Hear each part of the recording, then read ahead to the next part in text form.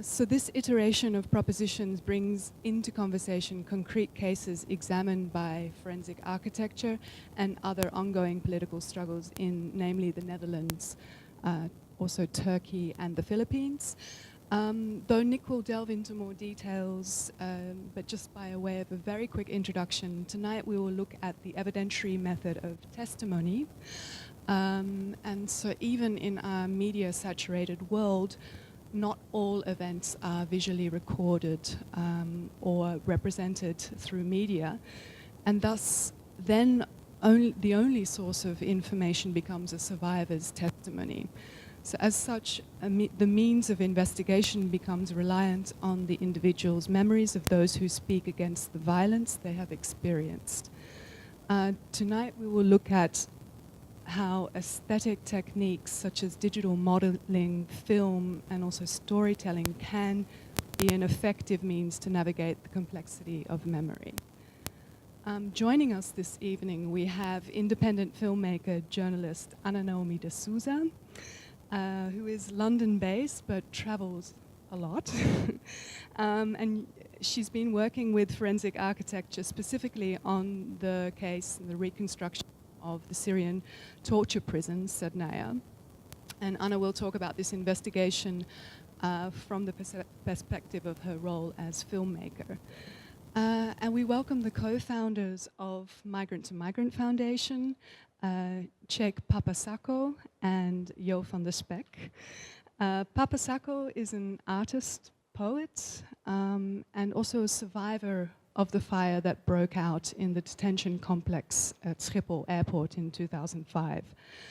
Jo van der Spek is an activist and journalist who, together with Papasako, will talk about the fire, its aftermath, and the continued struggle for justice. Papasako and Jo will also be joined by Mustafa Mujahideen, who is, like Papasako, a survivor of the fire. So, before handing the floor over to Nick, just on a technical note, we are video recording this event. Like all of Buck's public activities, it will become available online in the coming weeks. And we're also broadcasting, or should I say narrowcasting, live streaming by radio this event, and that is through Radio Patapu. And that will also be available as podcasts through the Radio Patapu website. Okay. And let me just end on a note of thanks, a big thanks to the Buck team, of course, and especially to Hida and to Alejandro for steering the production, Ina for always managing the tricky logistics, and to Nick and Maria for being such encouraging and knowledgeable sparring partners in the conversations in convening this program. And also, of course, a big thanks to our speakers tonight. For joining us here in Utrecht and for sharing your experiences and testimonies that testify against the dominant articulations and manipulations of power. Okay, thank you very much.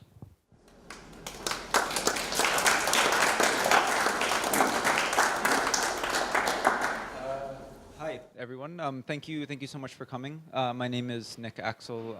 In collaboration with Vitske Mas and with Maria Havilova, I organized this this program. So this program was an opportunity for me to reflect on ways to understand the work that is behind you. Forensic architecture is an investigative practice that looks at some of the most atrocious crimes taking place today and works with techniques from the arts, architecture, filmmaking, science, etc., to produce new material and to produce new forms of evidence.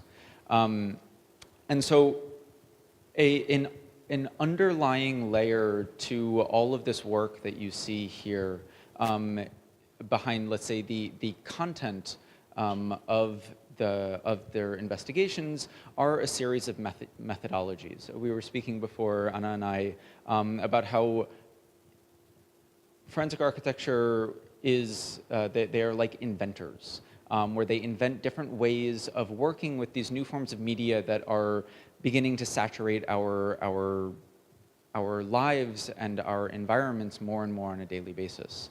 And so it's for that reason that we decided to organize this public program series around a series of methodologies, in the hopes that by not necessarily focusing on the cases themselves, even though we will be focusing on the cases, of course, but to not just focus on geographical regions, like, oh, let's look at Turkey, let's look at, the sea, but instead to look at the ways that investigations are actually produced and to look at what it actually takes to work in this new domain of investigative human rights practice within the arts, that it's by focusing on specific methodologies that we can create a space for dialogue between two similar but also very distinct cases and contexts.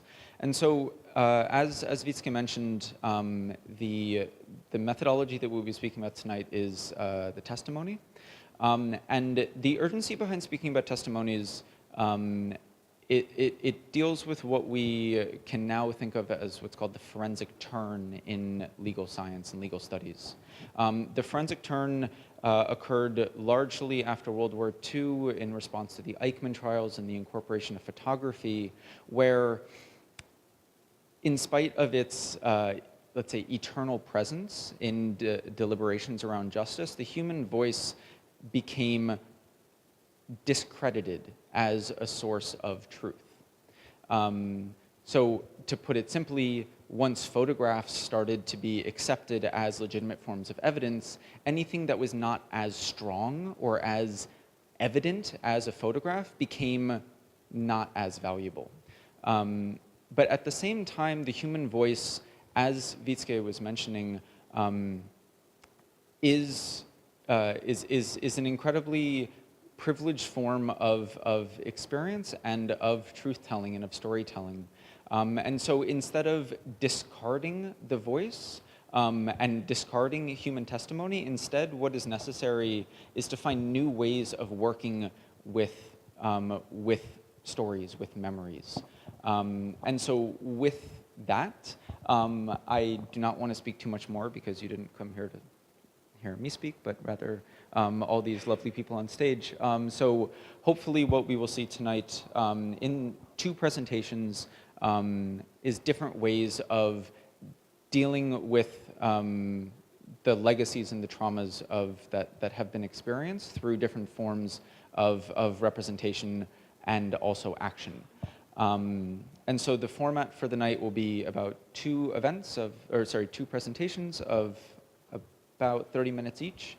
And then these will go kind of back to back. If there are any super burning questions, they'll be allowed in the middle, but we'd prefer to just keep it continuous. And then after the lectures, after the presentations, there will be a conversation amongst the presenters, but also involving members of the audience. So this will be a space where we open up to questions and try and expand this discussion from the stage to the room and then beyond. So with that, I will sit down and give the floor to Anna. Thank you, Anna.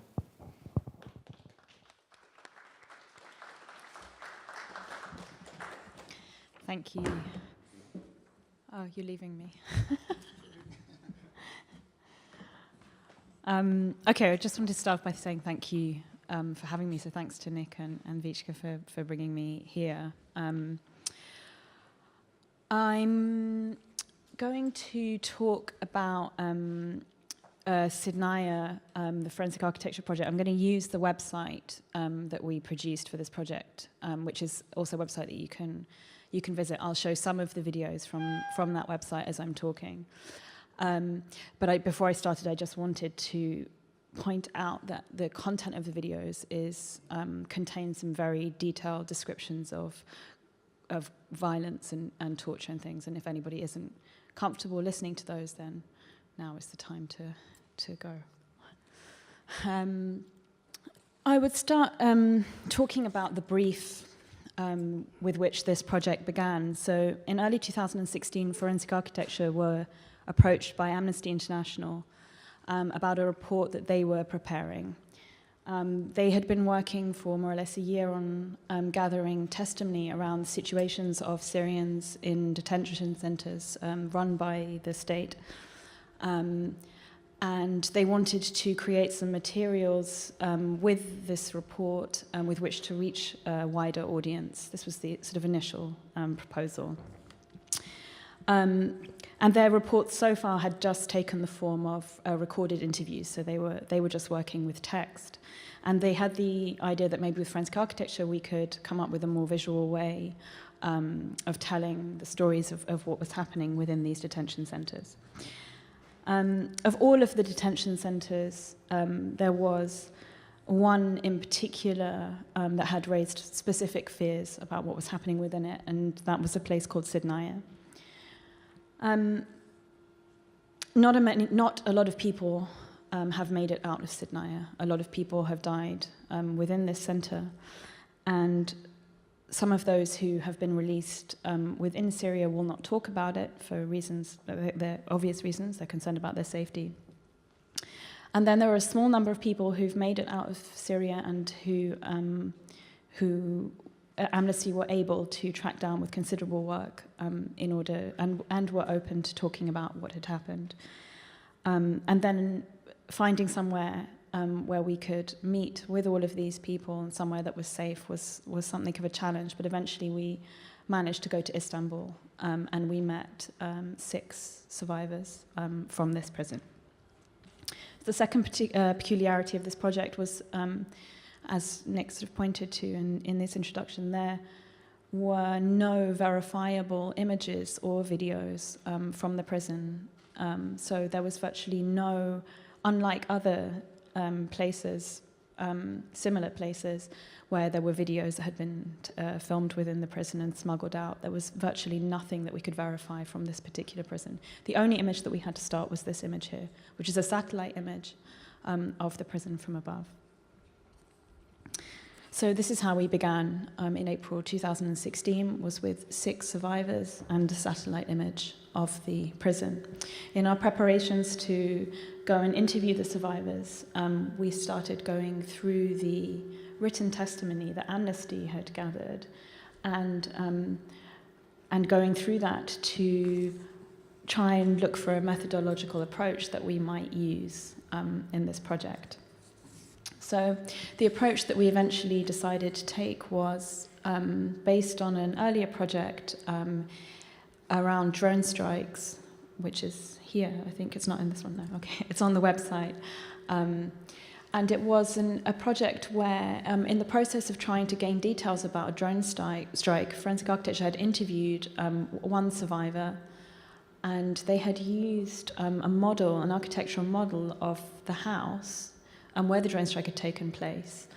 And the idea in that particular investigation was to find out some specific architectural and spatial details about where the strike had taken place. What emerged, however, during the interview was that the process of modelling and having a spatial visual aid was allowing the interviewee to recall in much more detail things that she perhaps might not have been able to and certainly hadn't in previous interviews. So essentially what we decided to do with the Sydnaya survivors was to start with the same methodology of modelling, of spatial modelling. So we were going through the Amnesty reports looking for objects that were then compiled into an object library that we could use in a sort of spatial modelling interview process. So basically when we went to Istanbul, we set up an interview room that consisted of several screens and of a very large screen with very basic architectural modelling software on it. And each of the survivors was interviewed and taken through a process of reconstructing the spaces of the prison that they could recall. And what we realised was that as well as being a memory aid and functioning much in the way that it had in the previous drone strike investigation, people were able to recall more than they had in previous interviews. We also realized that the building and the space itself had been used itself as an instrument with which to enhance the suffering of people imprisoned within Sydnaya. So I'll now show you.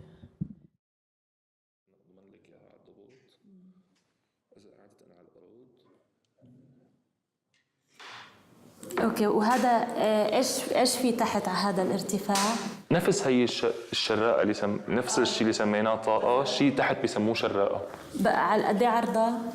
عرضها بقدر طلع منها يعني طول وشي أطول من وشي بشعرها. وهذا ارتفاعها وعرضها بالنسبة للباب يعني هي الباب؟ لا هي عرضها، أنا عم بحكي عن عرضها ما عم بحكي. هي الباب تمام؟ اوكي. إذا قلنا هي الباب هي هون صاير على ارتفاع 30 سنتي، هي عريضة هي مستطيلة. تمام؟ ليش أكبر بالعرض؟ لأنه أنا هي واحدة من العقوبات اللي تعاقبتها جوا هي إني يطلع راسي من قلب هي الطاقة ويندعس على راسي. يعني هلأ خليني أنا أرسم لك وشي هون.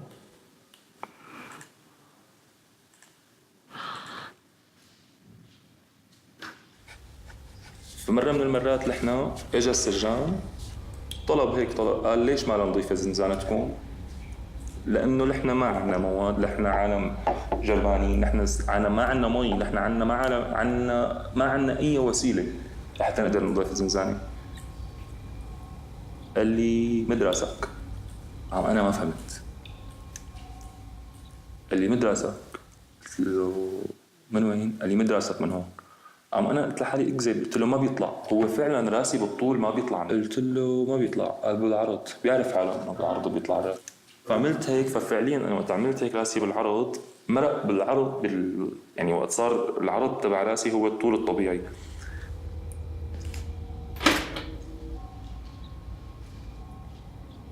وبعد ما طلعته بالعرض رجع جلس لي بحيث صارت جوزة حلقي على زيق هي هذا الزيق تبع الشراءة بيسموه. أنا صار راسي برا ونط هيك بكل وزنه نط ودعس على راسي. طبعا أنا هون بلش يعني في قطع تنفس، في شيء بدماغي بلش إنه حسيت الدنيا عم تدور حوالي. دعستين ثلاثة أنا حاولت أسحب وشي، رجعت وأسحب وشي، عم حاول أسحب وشي، قام علق هون خدي على الحيز وصار ينط ويدعس ينط ويدعس ينط ويدعس لدرجة إنه صار يسيل الدم كلياته على الأرض.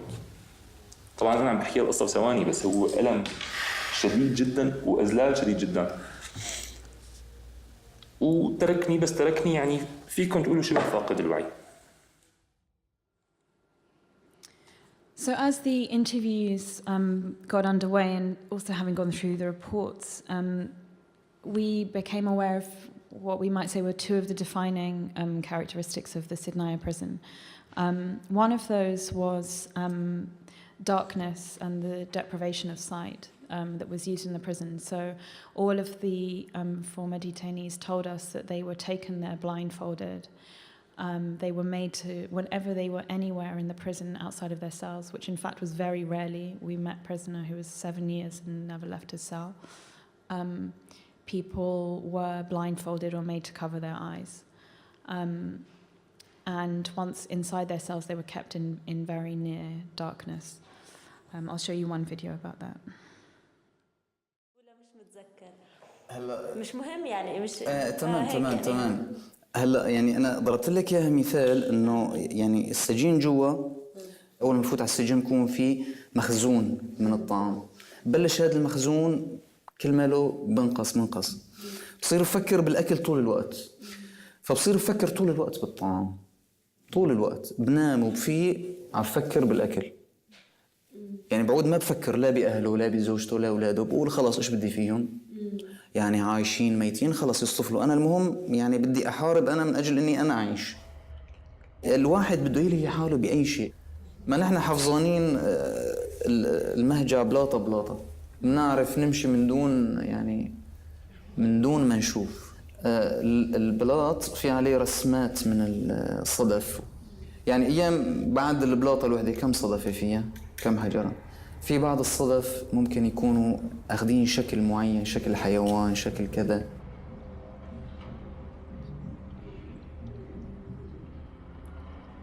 وأحياناً كنا نكتب على الجدران، ما في عنا شيء نحن أدوات للكتابة. نجي مثلاً سحاب، نقلع السحاب يكون من النحاس مصنوع. النحاس يكتب على الحيط، فنكتبه ونمحيه بعدين بقماشة. أحياناً ناس حافظين مثلاً أجزاء من القرآن، ناس ثانيين حافظين أجزاء أخرى، هذه حفظ هاد وهذه حفظ هاد بصوت منخفض جداً. عند اللي بخلصوا هدول كمان خلص ما ظل في شيء، أيام منرد من عيد الحكي اللي حكيناه. فوقت يعني طويل جداً وبنفس الوقت طولة الوقت في حالة من الخوف، لأني بأي لحظة ممكن يفوتوا ويقتلوا أي حدا. عرفت علي؟ حتى بالليل ما فيك تنامي، حتى بالليل ما فيك تنامي وأنت مرتاحة، لأني بأي لحظة بالليل ممكن يفوتوا يضربوا أي حدا، يقتلوا أي حدا. فحالة الترقب موجودة على مدار 24 ساعة، هذا باليوم، وعلى مدار الشهر وعلى مدار السنة أنت في حالة خوف مستمر.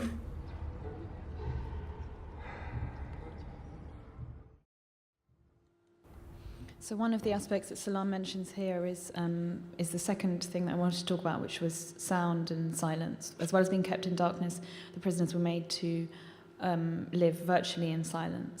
They developed ways of communicating in very, very, very quiet whispers. But there was a regime of silence imposed on the prison. So I'll show you a video now about the other methodology which we used in this project, which was modelling with sound. Because there was so much silence in the prison, the sounds that they did hear took on a lot of importance, and actually the survivors had extremely precise recollections of certain sounds within the prison, what they meant, and occasionally what was being communicated with those sounds. So there were also reports of people being tortured near to water pipes because it was known that the sound would carry throughout the prison.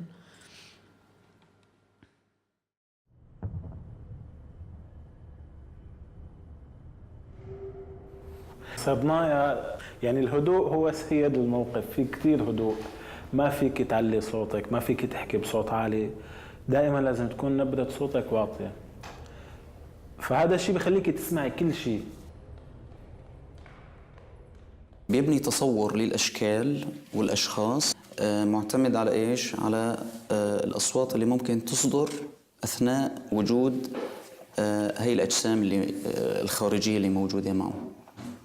فممكن هو يعرف الشخص من وقع خطواته، ممكن يعرف الشخص من صوته، ممكن يعرف مواعيد مثلا الطعام من صوت أوعية الطعام كذا. درجة السمع هون عم بتصير أقوى. ليش؟ لأنه يعتمد على على هي الحاسة أكثر من غيرها، موت باقي الحواس مقابل هي الحاسة. فيك تقول لي بس عن الصدى بالزنزان؟ الصدى؟ إنه بتحط هول في كليك بس، تقول لي إذا هيدا الصدى ولا أكبر ولا أصغر.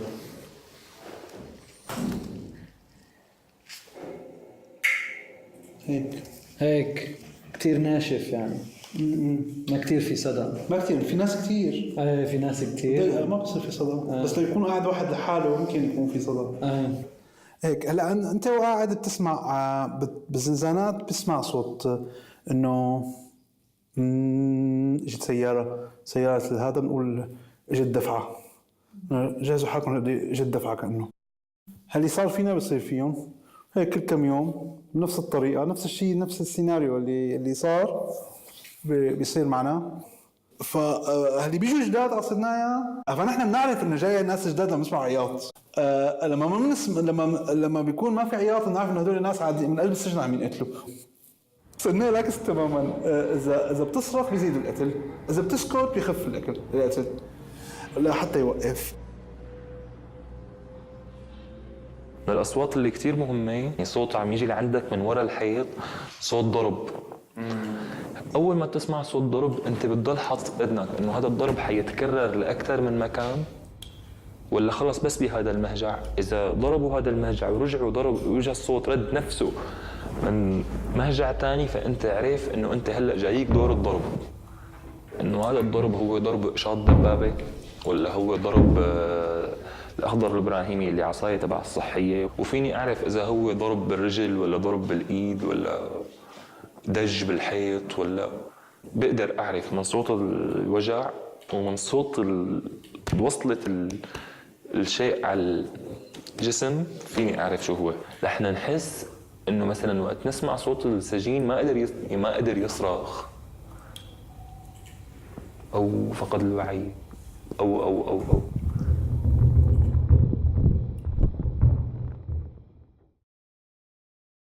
والرجلين للسجان تذكرون هل قد سرعة ولا؟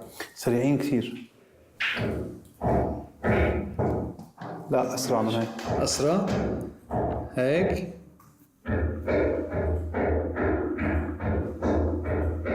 يمكن مثل اللي بيمشي على جمر بدون ما يدعس منيح، يعني بدك تقول يعني تماس الرجلين مع الأرض كثير محدود.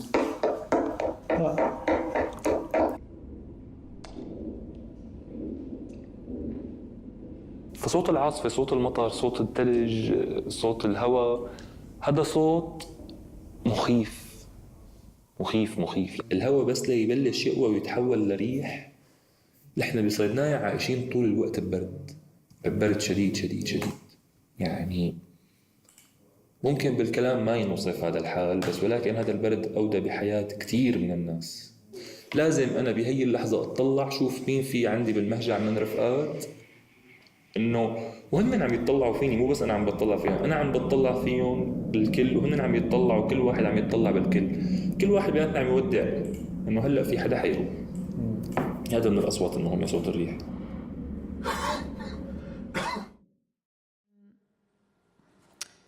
As we came towards the end of the interviews, using the spatial and the sound modelling, we began to build up a fairly complete picture of what life in the prison was like, where daily life was ruled by fear and torture, deprivation, starvation, thirst, and how prisoners were taken to the brink of death and in many cases died. One of the important things about this testimony, however, is that not all of the accounts were exactly the same in the way that they recalled similar experiences. So I'd like to show you one video in that respect. كله ما في خلاط، ما في مي سخنه، كله بارده، مي بارده. احنا في وحده كلها بالمهاجع كلها يعني. طيب اوصف لنا الممر، يعني هاي الزنزانه تاعتك وهي الهاد، شو شفت غير هذا المنظر؟ هون ايش كان؟ هون الممر. هون الممر. طبعا. بتقدر تتخيل قد ايه كان طوله او؟ والله بظن انه مكان وسيع كثير، يعني منطقه واسعه. قديش يعني واسعه؟ لانه يعني هو هيك الممر دائري بالعقل، انا هيك بتوقع انه. كيف تتوقع؟ وقت اكلنا عاقبونا يعني اخر شيء انه اكلت كف هيك، بس لمحت انه منطقه واسعه دائريه.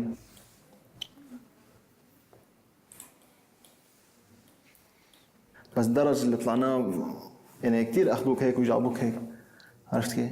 ايوه من كثر الضرب ما تعرف تميز انت. انا بتوقع دائري انه هيك لمحتها بتذكر، لا لانه ضربني كف بس فتحت عيني ما بايدي.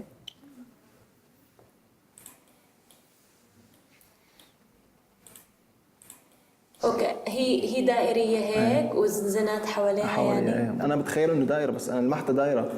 صاله دائريه.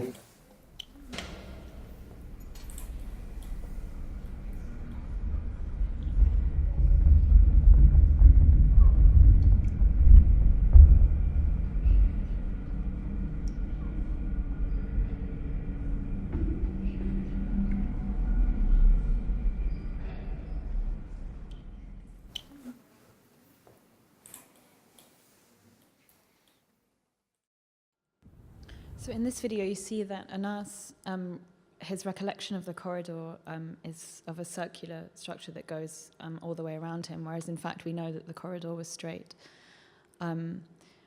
And this brings us to a particular difficulty, I think, when it comes to testimony in general and the perceived unreliability of witness statements.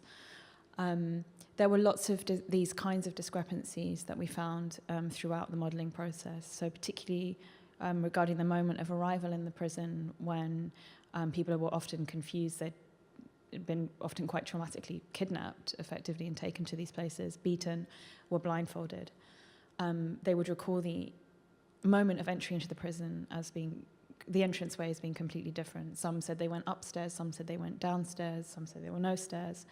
And we weren't able to reconcile these on the model, on what information we did have. And I suppose what we wanted to suggest with this project, by including these testimonies, and also by never saying that this model is necessarily a reconstruction in the way that some people might understand it of the prison, is that these discrepancies or these divergences in memory are in themselves an evidence of a trauma that's been suffered, and that they should be respected as evidence in that sense. I was going to end there, actually. I don't know if I'm...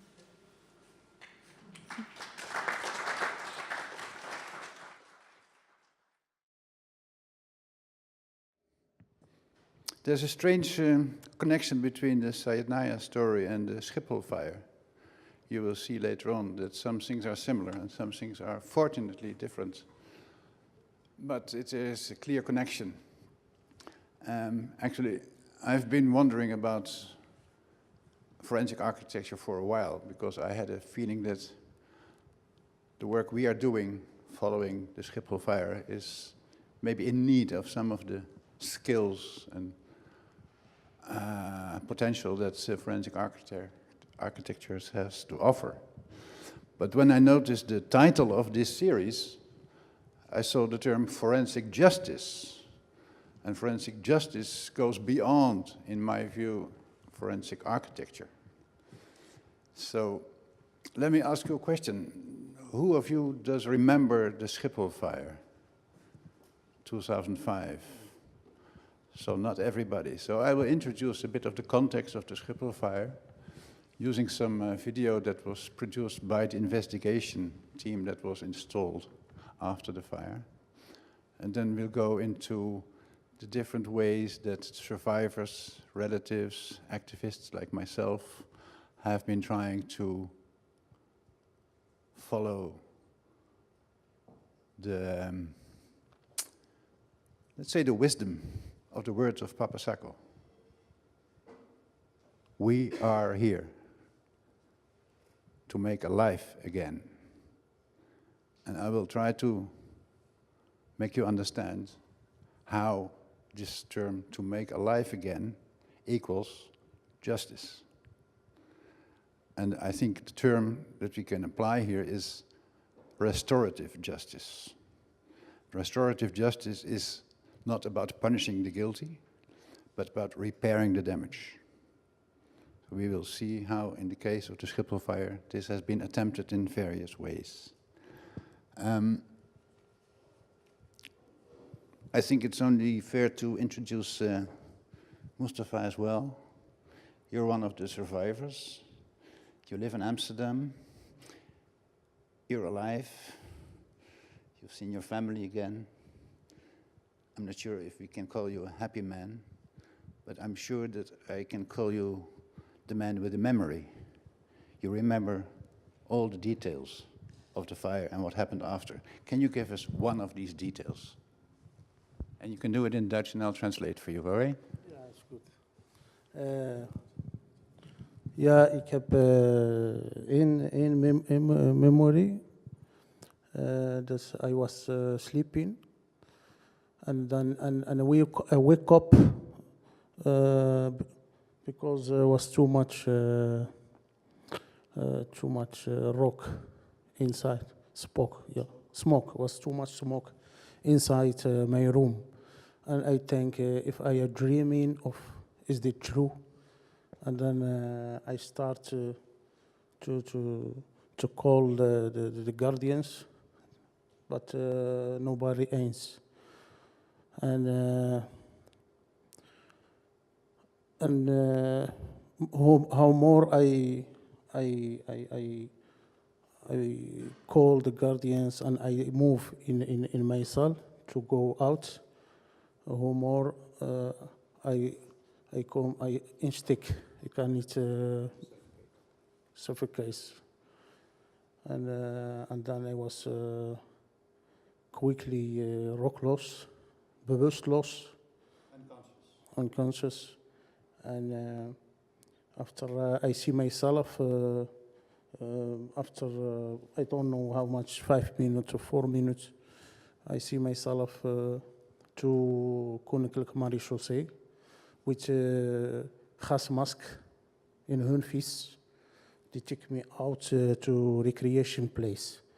In this moment, this happened quickly, but I think maybe I am dead.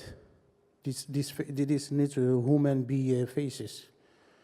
And after when I was in the recreation place, and I start to adem, then I remember and I think, yeah, that is true, what happened. So you breathe. Thank you.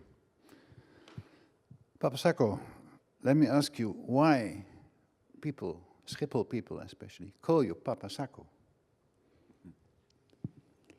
Yeah, thank you. They call me Papa Sacco. I'm the more older inside the group. And when they get trauma, I help them to be down. That's why finally they call me Papa Sacco. After the fire, they're fighting a lot. And I make control to them. That's why finally they call me Papa Sacco. Yeah. I feel so sad and guilty when I remember I changed my cell to one young boy, 30 years old, and he's died. He didn't ask me to change it, but he was happy and listened music to his cell, and I come to him and tell him, can we change cell? And we changed, and the same day, the fire happened and he's died. And when the fire happened, we try to help them, but the security, they make us gone. Nobody move. And I think when they let us, we can do something too. They don't want to go inside to help the slachtoffer. That's why 11 people are died. Yeah. I promised to give you some context about the fire. And I will read from a kind of summary that I wrote a couple of years ago. Some fragments, not all. Holland is an interesting example of a Western European country that struggles with migration. Holland is one of the richest countries in the world with a stable democracy and a good reputation in human rights. It also has a colonial past and a traumatic period of the Second World War and the Holocaust. Since some years now, Holland is going through political turmoil caused by populist politicians that feed on widespread xenophobia and especially Islamophobia. The prime target of these politicians, and to a certain extent also of the mainstream parties, are migrants. Immigration is more than a management problem. It brings to the surface the historical and political identity complex of this small country that cherishes the metaphor of the polder. The way Holland deals with immigrants today reflects the confusion that is reigning in times of globalization, of European disintegration, and cultural imagination. Migration has the potential of undermining a society. That's the fear of the politicians. Mr. Wim Kok, who used to be a prime minister, he was one of the first to point out that irregular migrants threaten the arrangements of the Dutch welfare state.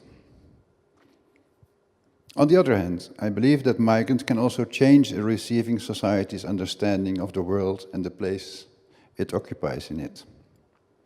And often a shocking event is needed as a catalyst to provoke reflection and change. The Schiphol fire of 2005 was such an incident. It was a disastrous climax of Dutch migration politics. It was the result of a pragmatic attempt to solve the paradox. On the one hand, dealing with humans who are not supposed to be here at all, and at the same time, they are here. So how can you deal in a decent way with somebody you deny whose existence you deny? That's the paradox. So, if we go now to the way after the fire, the government, the state, if you like, the institutions looked back, reflected on the fire, we will see an image of the animation that was produced as parallel products of the investigation report that you can read online. And I'll just read with you in English what they have to say. You can start the first video now, please. Okay.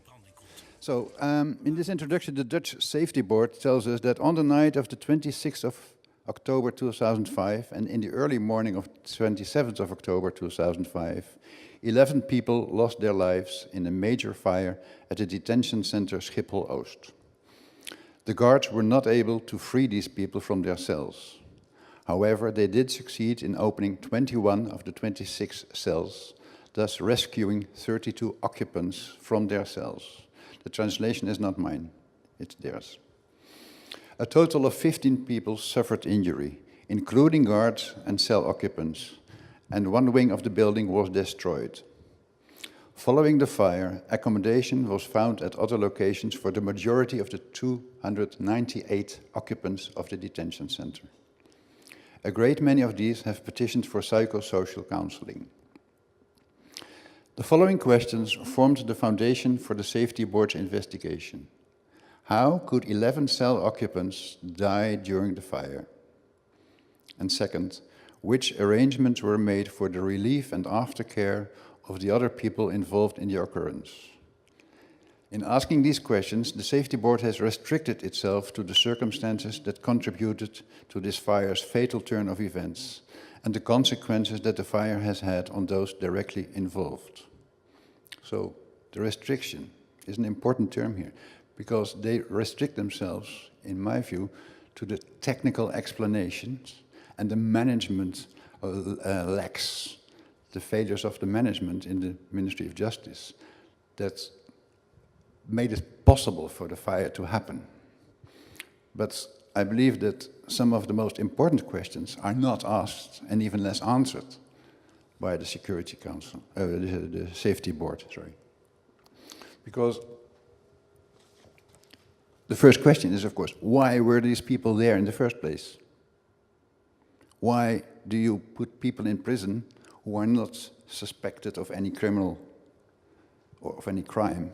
They're just there to be deported. Just like a post package that goes returned to sender. Like a box of banana that has gone the wrong way.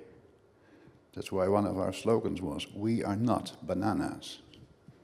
People may get bananas when they are treated for reasons that nobody can explain and nobody will understand. Why am I here?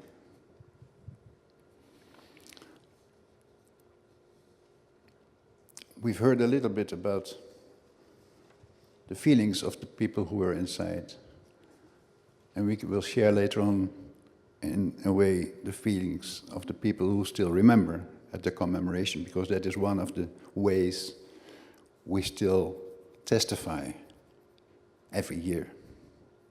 But I prefer to read the introduction of one of the survivors who managed to make this book, Alarm Bells. It's in Dutch, but it's the best book on the fire. Just his introduction says, the military policeman barks his words in my face. You step back or I will shoot you through the head. Before I realize it, I'm looking in the barrel of a shotgun. The eyes of the man are sharp, and I freeze of fear. Many of us have been released on time from ourselves, but we are not complete yet. I hear the shouting and the howling of the people who are stuck inside. I hear the bonking of their powerless fists on the cell doors. I have to go back. No man must die in here. All of a sudden, the woman from Ukraine comes to my mind. I think back to last Wednesday. I saw her then in the recreation room, in tears, taking leave from her husband. That image grabs me at my throat. She is stuck in there. But this woman has to come out. I don't want her to die. It cannot happen. I want to go to her. The woman in cell 14, we must save her, I shout to the others. But I don't get a chance. Before I know, a weapon is pulled and pointed at me.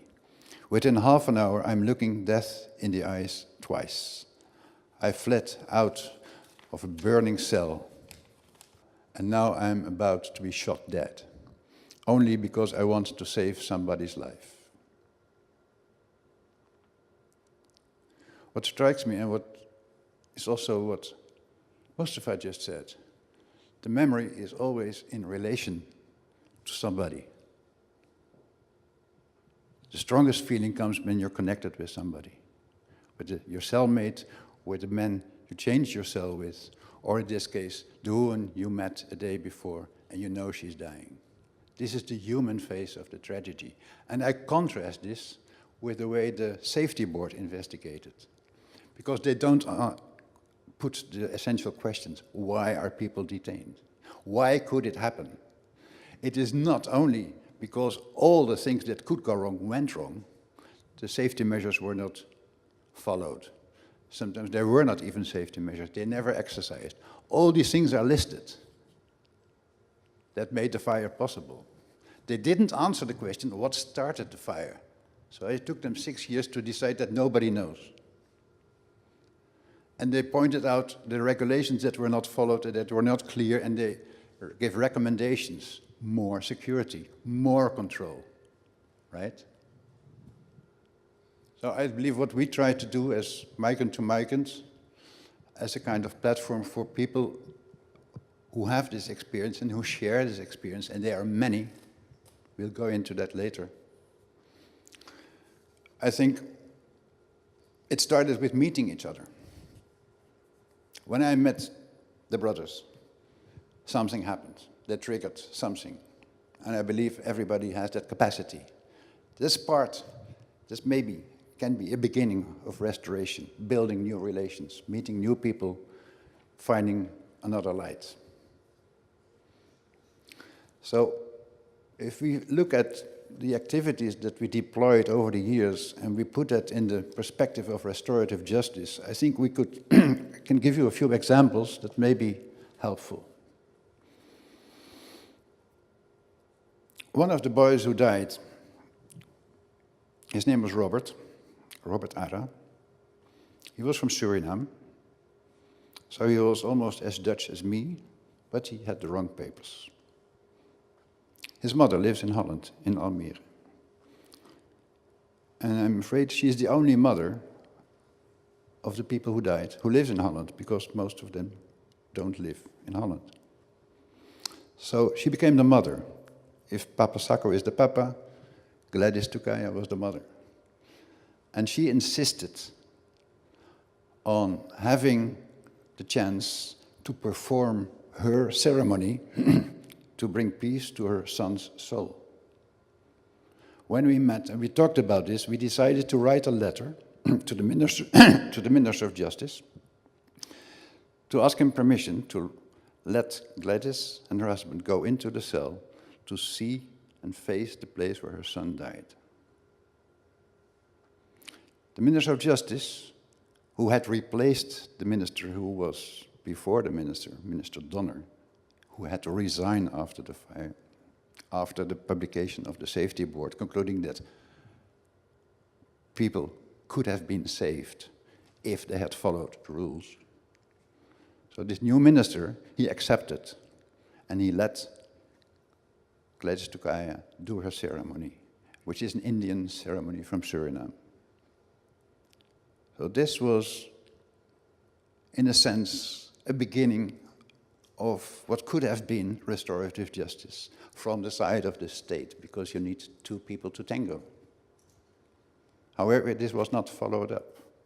Although I can say that the government did put a monument, a stone, at the place where it happened.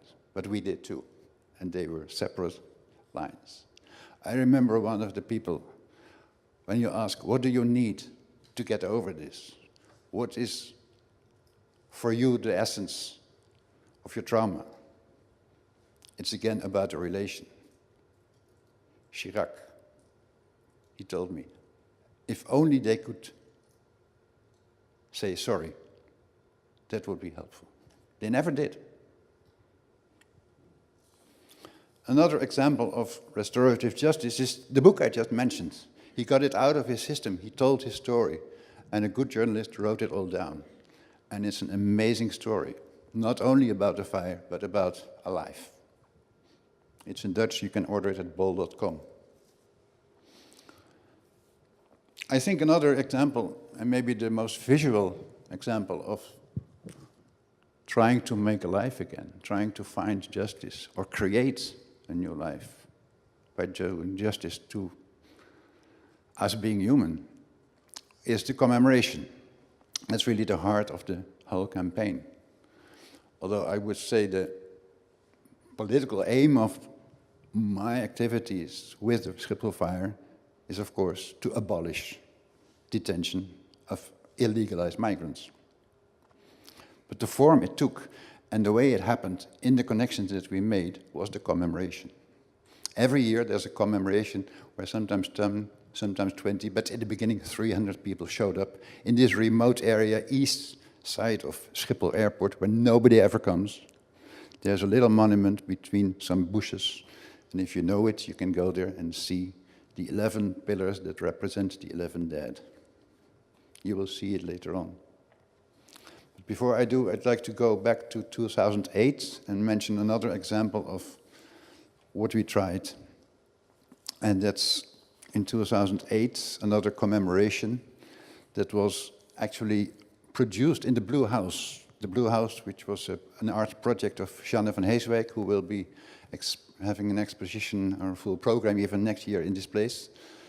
Her project was called the Blue House, and she offered hospitality as an artist in residence to Papa Sacco, so he was the first that could be doing a step towards normal life after having spent more than a year still in detention. They were not allowed to move freely. They were even threatened to be deported after all. It took a year before they realized we cannot do this. They need at least some rest and security to be able to cope with their traumas and maybe get some treatment that works. So that's where we worked on the broadcast as a platform for migrants, for people in Eiberg who were pioneers who came to live there new. So we tried to find a middle ground, a kind of communication between, hey, who is moving and where are we going and where are we from and what is the common ground here? Working with artists that were brought by Jeanne van Heeswijk to do investigations in the neighborhood. So we tried to, if you like, infiltrate, to make this place a place where normal life is possible, where people can meet normal people without the stigma, without maybe even the trauma, to make something new. And one of the things, of course, was that we made the commemoration, and we made a tree that was kind of symbol for the monument that we wanted to erect. A solid, durable, strong monument. We didn't have the means nor the permission to erect a monument at the place, but we started up. We built a tree of aluminium, and we decorated them, and everybody participated. It was a big noise, aluminium pipes and stuff. I would like to show the pictures, but that will come another day. You can see it here, for instance. Because it was pretty solid because we put the cement in the ground, which dries quickly, so it was really solid. And then the mayor had a problem, because we had erected there a monument for the dead of the Schiphol fire, which was not allowed and which he could not allow, so he forced us to move it out. Sacco almost broke his back with a sledgehammer breaking the cement. This was the foundation of this tree, and we moved it, we walked it along the road to the canal and back to some place in Amsterdam. As a kind of, as a proposal for a permanent monument, which later on was realized. So in that sense it worked. We stated that this tree, this proposal, was the cultural expression of the migrant as a world citizen, the moving tree. It reflects the paradox of the migrant. It lacks roots, but it has branches and falling leaves. It is a mobile artifact, fragile and flexible, that may miraculously appear anywhere in the world. And quite similar, the radio station that was mentioned already by Nick, that we started in the Blue House with a weekly meal and a round table, and we had people passing by and having discussions in many languages and making phone calls all over the place. M2M Radio is as well a vehicle for the survivors of the fire to chat, to meet, because they were spread all over the planet, actually. But it also tries to show an alternative approach to the fact of migration. As an environment of free communication, it produces connections between migrants, activists, artists, researchers, etc. And that's what we still do. M2M tries to enable migrants to communicate better among each other and with society. M2M wants to learn and wants to teach. It discovers and explores ways to restore trust. First of all, in yourself, self-confidence. And it practices the idea that there is no need for borders between us.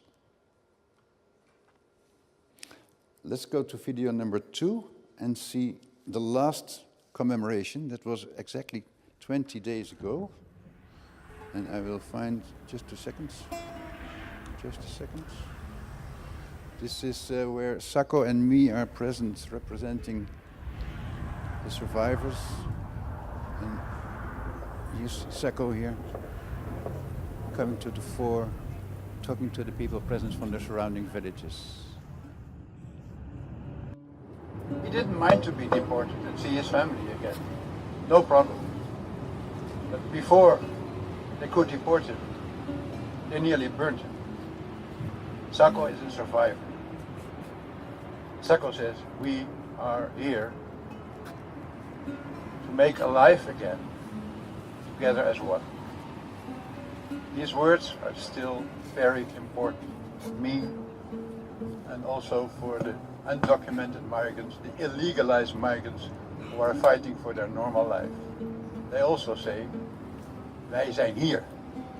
We are here. We are here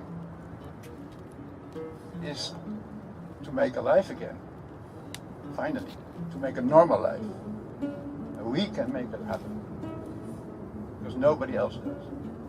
From the politicians, we cannot expect that they give equal rights to people who are humans like you and me. Why are you here, Sacco? Yeah, first I say thank you to everybody are here. I'm the only one to come here. Yeah, but the guys are here. But I never let them die. That's why I say we are here to make life again. Here, in this place. We make them life again. But they'll never come back. I tell you, thank you very much. Thank you forever. Even I'm dying, I want to continue to do that. Thank you.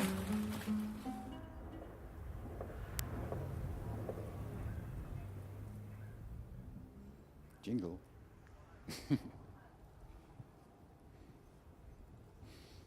Okay, we are now trying to play you. My name is Mohammed Umar Sheikh. I'm from Somalia. I'm here 1 year now. They say they don't take me back. Somalia problem, fight, everything.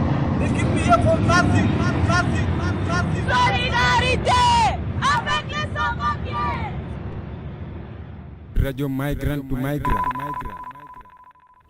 Now, this was actually a recording from one of the commemorations where we communicated with the inmates who were then able to shout to us from the recreation ground. And we had communication, we had even conversation. Sako, I have to ask you something that I never asked you before. Because at the first commemoration, you said these words. Even before the commemoration, you said these words. We are here. How did you come to use those words? Thank you. We was there where the fire happened to commemorate the dead people. That's why I say we are here to make life again. We never bring them back, but we have to remember these young people who are dying in the fire. I don't imagine how they are dying in the fire. That's why I say we are here to make life again. But to bring them back is not possible. But we can, every year, to remember them, to make the memorial. That's why I say we are here to make life again. Mustafa, what does that mean to you, to make a life again? And what do you need if you look back? What did you need after the fires to make a life again? Yeah, what I need to make a life again after the fire, that's justice, first place. And justice for the 11 brothers, they are die in this prison. Justice for those who his dies, and take care for families from the victims, and justice to provide for trauma care, because we take too much care from specialists right now, but to benefit, to profit from this trauma care, justice have been done. And right now, we don't know who is responsible for this fire, because one suspect, Ahmed Isa, he's after he get his freedom, and we know that the fire is happening because technical court-slouting, and but I know that it's difficult.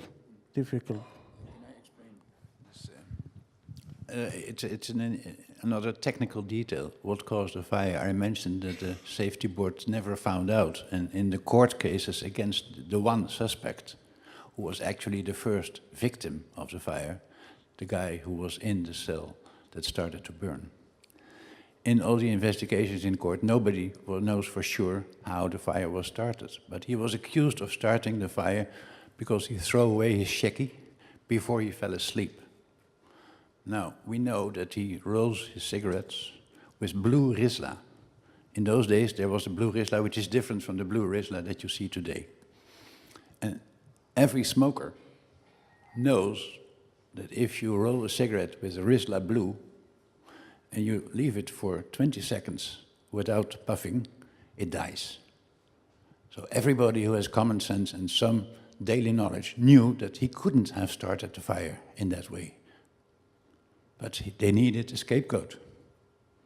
They needed, and I think the right term is torture. They put him in isolation. They interrogated him when he was still under coma or under heavy sedation. He was for more than a half year in isolation. And even after he was released, because he had done time, they didn't let him go. No, they deported him after all back to Libya. So that's what justice did. And like Mustafa knows better than I do, because he was the one that pushed until the end to bring the real responsible people to justice. If not the minister himself, then the directors of the de dienst justitiële inrichtingen, the prison officials. But they were not even accused, they didn't stand trial. That's one side of the justice. And the other side is what you mentioned, the care. And in your case, that's one of the questions that is half answered by the safety board, that it requires more organization, to provide this kind of care. Was it hard to get some good treatment after the fire, Sako, for you too? Yeah, my problem, I still suffering to now.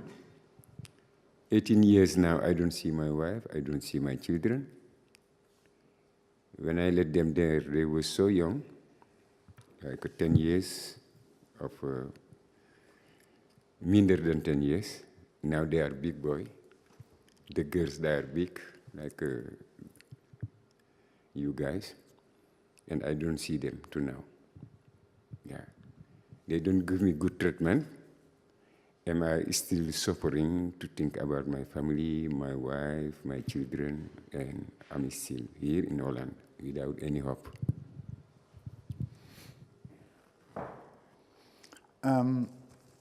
I'd like to kind of round up with 2 points.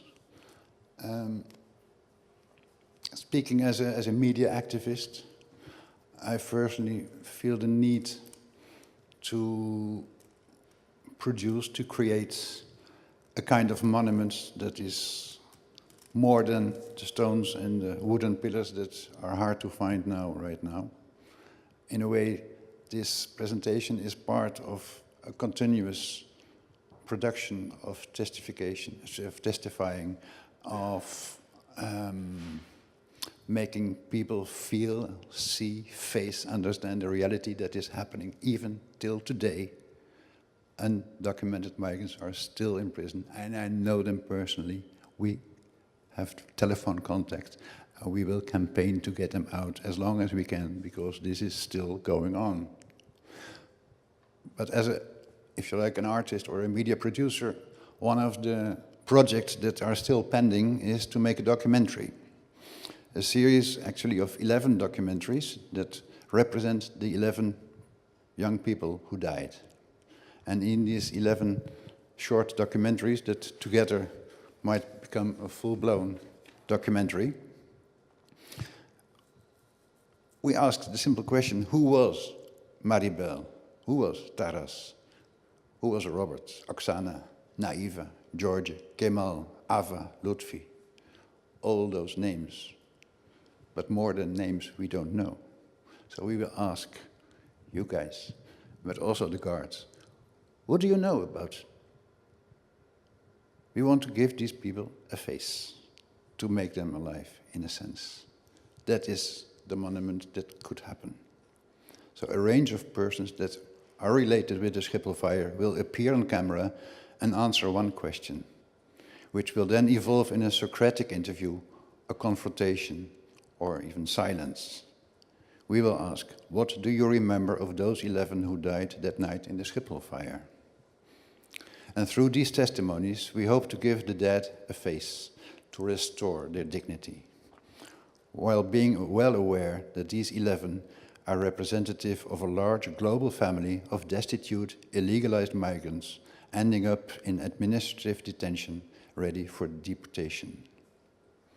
And then these faces may become mirrors. Mirrors, and we ask how, as makers, as public, as a citizen or as a survivor, how we can relate to people who were not treated as human beings, but rather as parcels to be returned to sender. And how do we relate with a system that produces all this denial?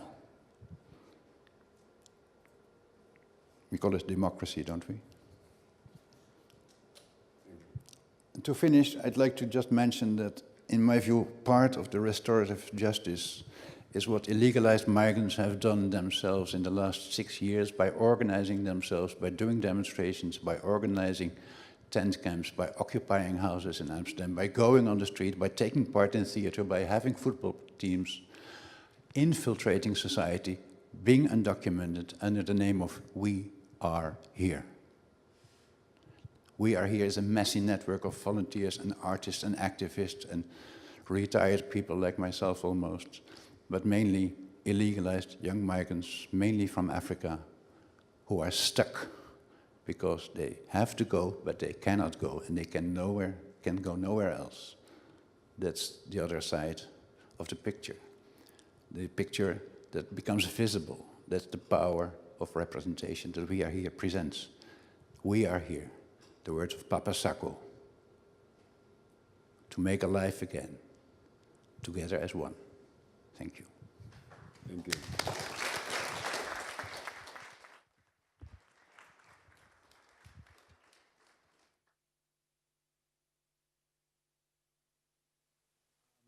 Yeah, thank you all so much for a very. Whoop. No, I think we can maybe we can. It's maybe a good way to get a break by having a conversation. That's my hope. I mean, yeah. I mean, thank you both. Thank you all for very powerful presentations, very harrowing presentations at times. But I think I also really appreciated Joe this sliver or this glimmer of hope and of inspiration that you had on this idea of building monuments, thinking of monuments as performances, as rituals. And I mean, I think that there are a lot of kind of relations between these two instances, these two efforts.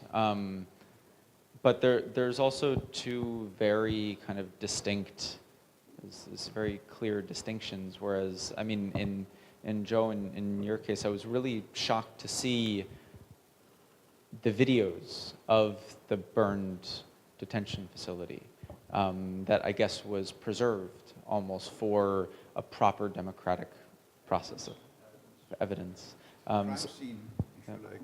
But so there was almost. I mean, I was personally very overwhelmed by the amount of visual material that you had, whereas with Anna there was none. And similarly, in terms of the polarization or the opposites of these situations,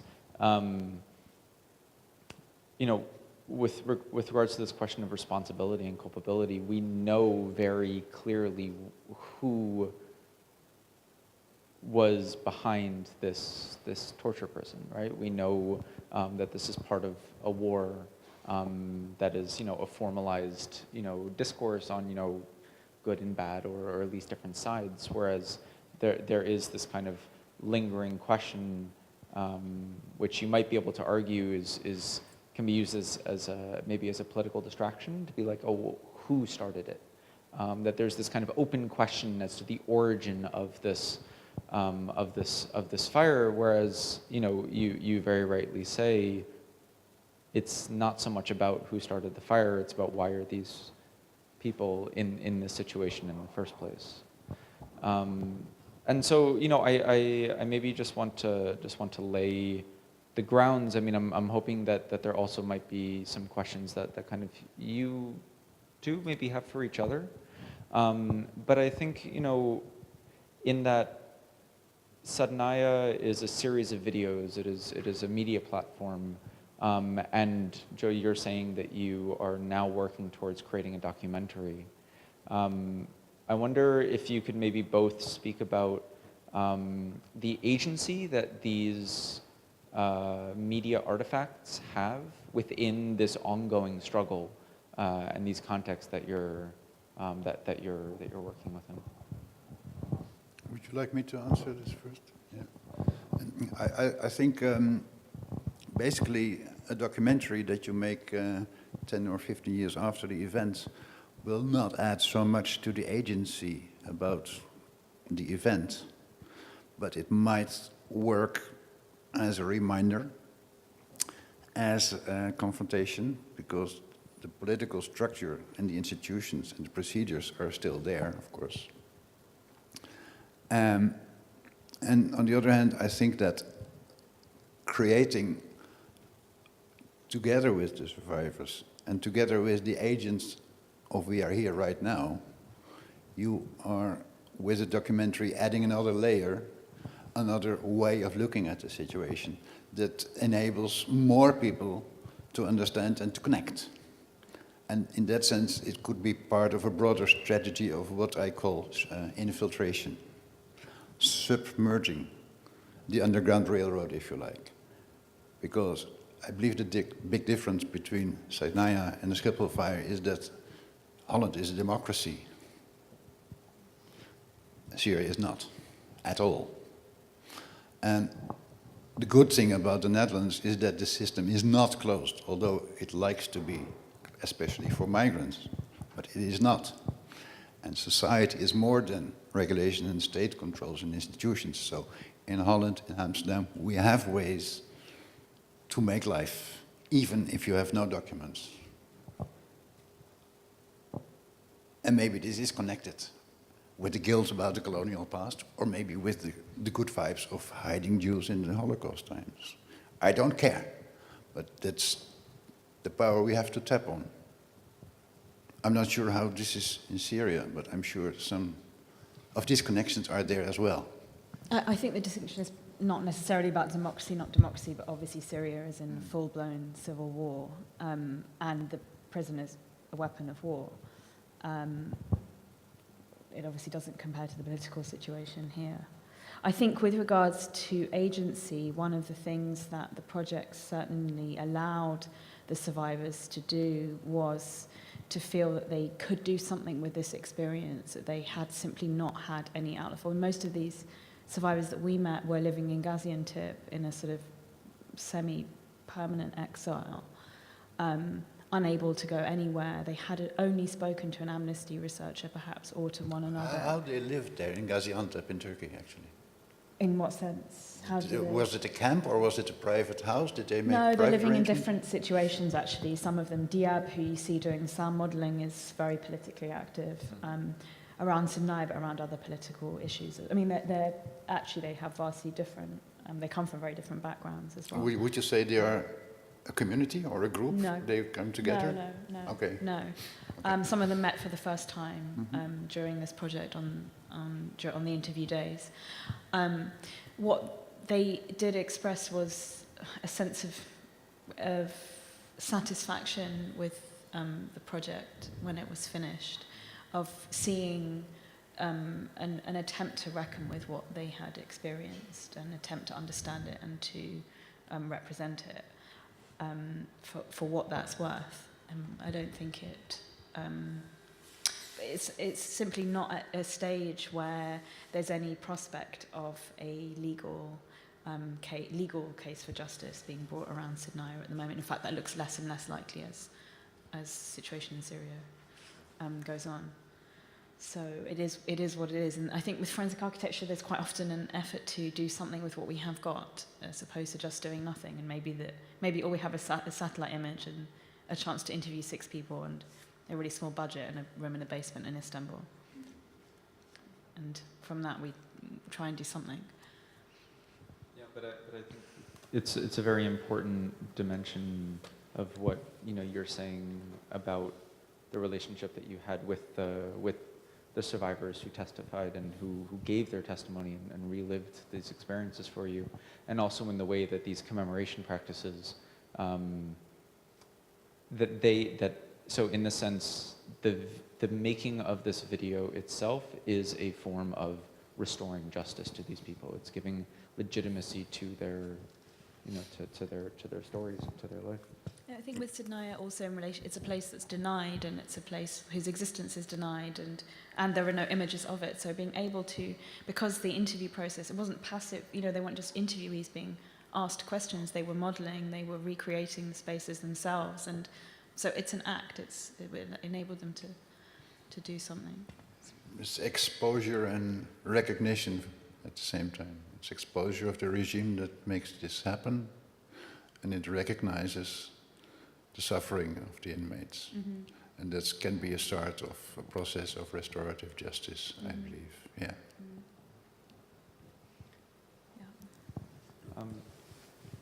I maybe want to turn my body a bit. If there are any questions from the audience, we'd be more than happy to open this up. We love critical questions. Okay, I'm going to ask a question. So, what has happened in terms of attempts to take it out? Okay, maybe you can help me. Sorry. Okay, thank you. Free. What has happened in the campaign for justice? I mean, you mentioned that there was a minister who stepped down, but what kind of responses have there been? Well, the political response after the publication of the safety board that made clear that due to the mistakes made by the different institutions, these people could have died and it could have been prevented. That was reason for the two ministers involved to step down without taking the blame, really. I can show you the words that the Minister of Justice Donner said when he resigned, and basically he said two things. That you cannot expect from a state to prevent all disasters that could happen, denying the fact that these were people in the power of the state, so they are responsible by natural law, I would say. And secondly, that if you demand this from a sovereign state, that they treat everybody well, it threatens to undermine the state of law and democracy itself. So that was his defense. That's no sorry, that's no excuse.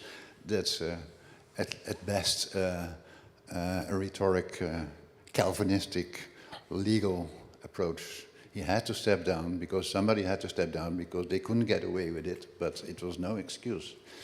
And then, of course, there was a whole train of court procedures. The one I mentioned was about the accused Ahmed Issa, who was treated in 3 instances. The first time he was convicted to 1.5 years based on a sloppy trial. Then in the second case, the higher court in Amsterdam, that took place in 2011. That's where we staged our own environment, actually, by parking a bus in front of the courthouse with a table outside. It was in the summertime, where friends and survivors could get together and tell their own story to the people of the press, and also having people inside reporting on what was happening inside, and also survivors. For instance, Gladys Tukaya, the one who wrote the letter to the Minister of Justice. She was also representing the survivors in this trial, explaining that in her eyes, Ahmed Issa was not guilty. It was the system that was guilty. And in between those two steps, I can say that part of the process was that we brought together Gladys and Ahmed Issa at the time that he was not in jail. So they met, just like Sako and Gladys can come together.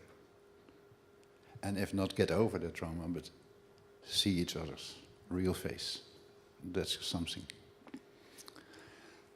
And then there was an indemnification of about 15,000 euros for people who had lost their lives in many senses, which was far from sufficient to do anything better than go to doctors and maybe get a house.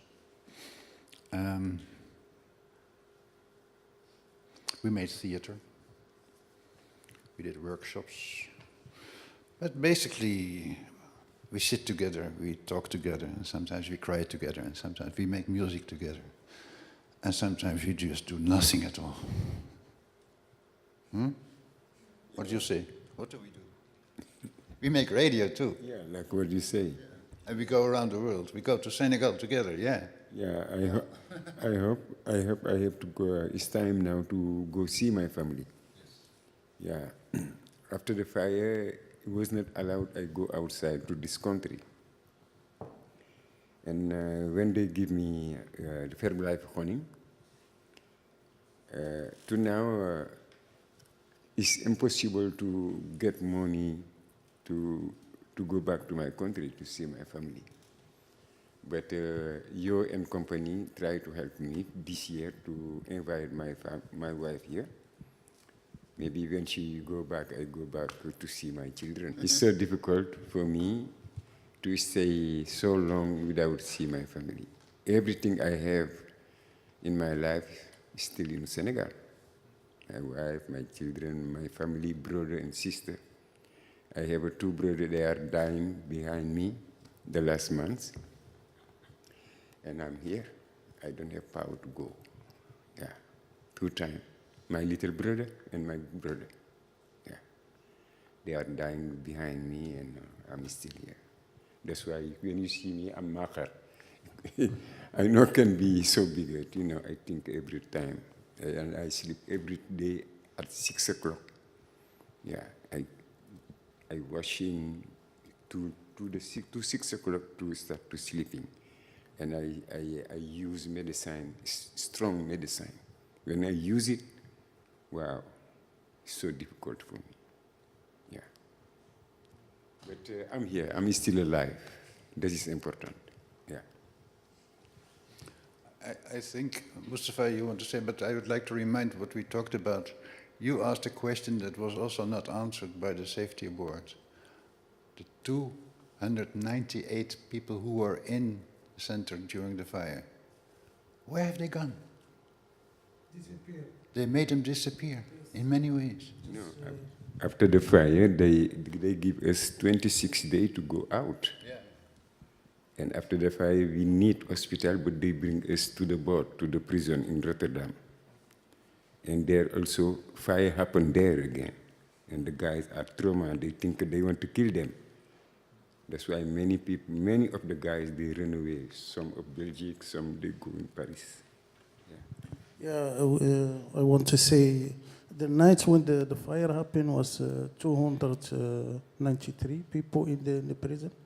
Just we was close to the fire.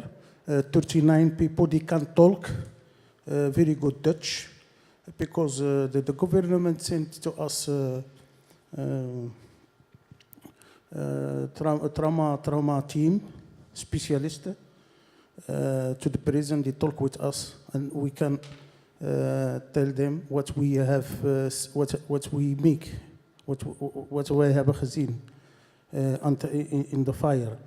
Just we can tell our story.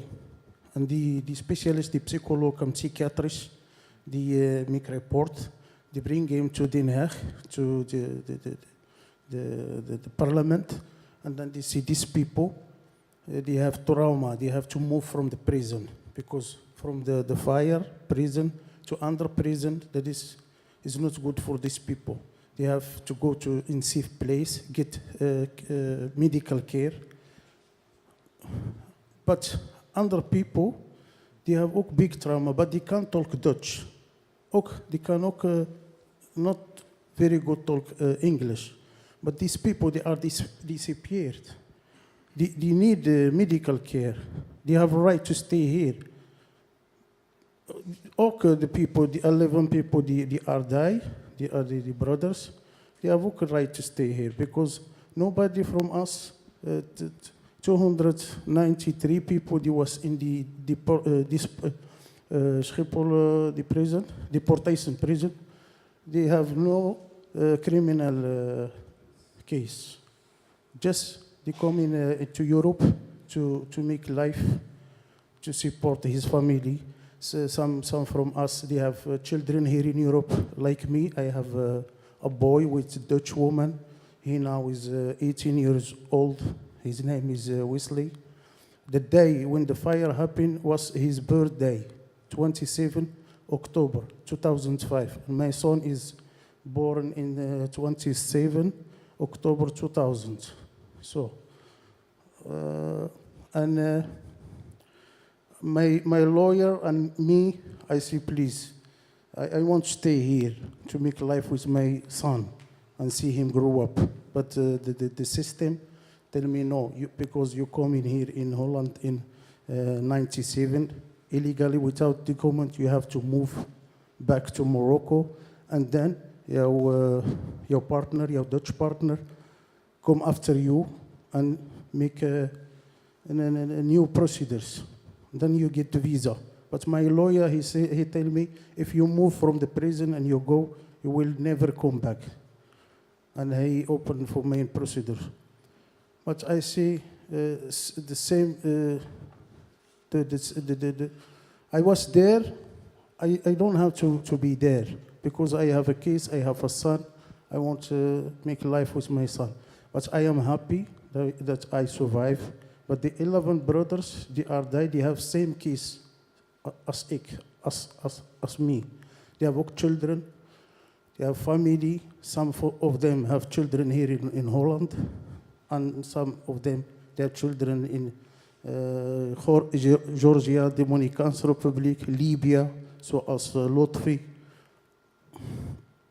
And me, I am happy to tell. I am survived, and I can tell the story of these people and for me.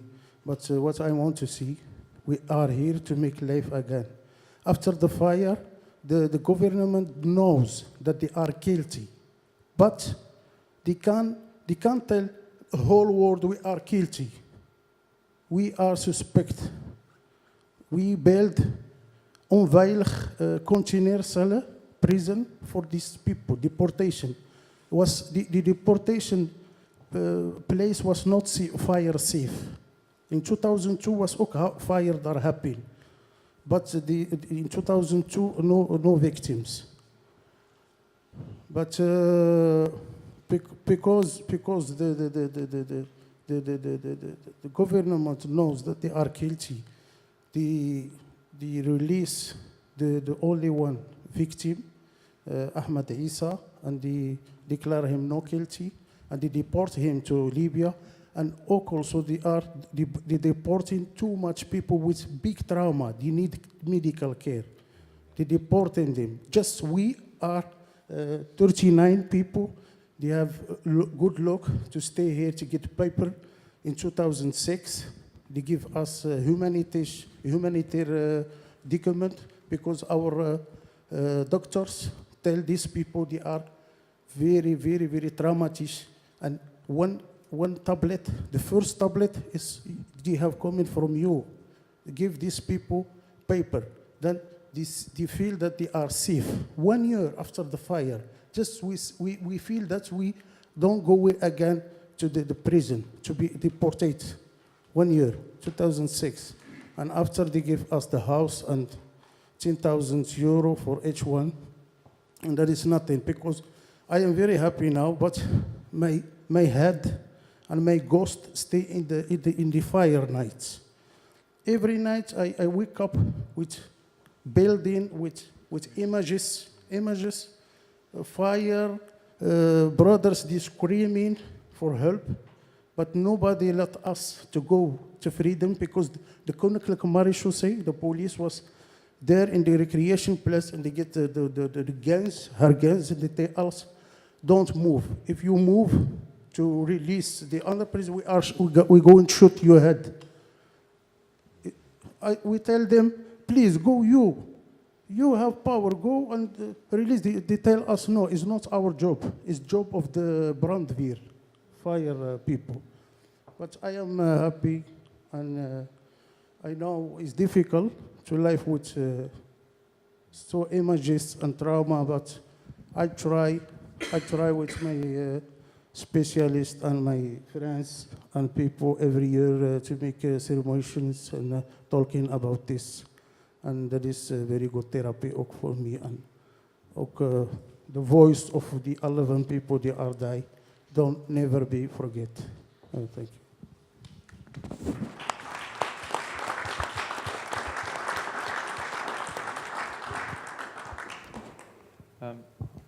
There's a question there. If I can maybe just ask one quick question to Anna as this kind of goes over. In the time that you spent working with the survivors, despite the difference in context, is there an idea of what justice would ultimately be? Is it the fulfillment of the right of return as these people are displaced, or?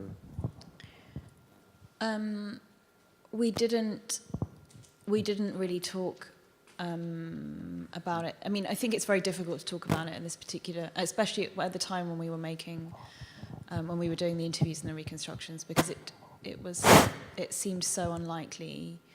Well, it just seemed very difficult to imagine what an end might look like and what the consequences of that might be. What we did talk about was the prison. So we did ask all the detainees what they felt should happen to the prison in the future, and that was very interesting because a number of the survivors felt that it was very important that there was a place where what had happened was not forgotten, and for some of the survivors they thought that should be the prison, and that the prison should be converted into something akin to a museum. Whereas there were obviously other detainees who never wanted to see it again and thought it should be razed to the ground. For one of those detainees, he saw the project itself as being akin to that sort of museum, as it were. So the reconstruction had allowed them to deposit something of that experience there, and maybe they could move on. But in terms of justice, I think it's very difficult to talk about it. As I was mentioning to you earlier, Assad was interviewed on television after the project became public, and he was asked about Sidnaya specifically because of the project, and obviously denied that it existed, or denied knowing about it. And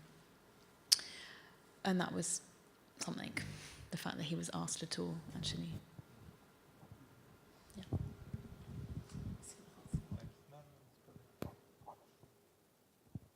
There was a question back. Shall I go? Yeah.